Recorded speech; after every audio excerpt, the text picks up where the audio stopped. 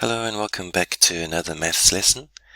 Today we're looking at lesson 3.9, where we are now trying to find a number out of another number and get the percentage.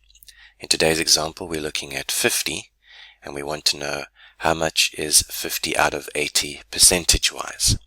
So the way that we do this is we first have to write it out so that we can actually see the sum.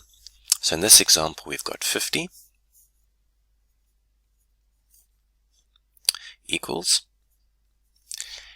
percentage. We don't know what that is, so we're going to say n%, and then of is times 80. In the next step we're going to take the n, and we know that n percentage, if we just put a number in the place of the n, like for example 7%, we know that when we write that as a fraction it will be 7 over 100. So we do the same thing. We might not know what the number is, but we're going to work that out. It is n over 100 times 80. And now we solve it algebraically. What we do is we want to extract this n out of this formula, out of this equation, and leave it on its own.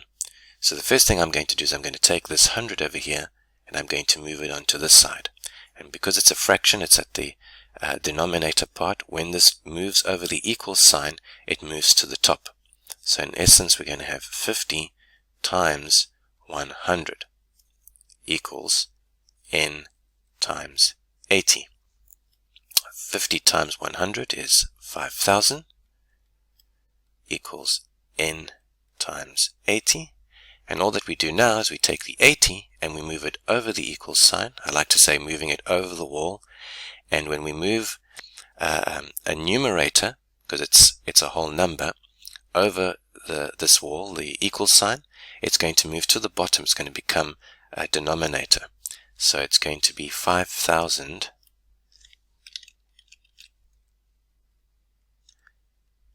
over 80 equals n. And when we do the calculation, n is going to be 62.5.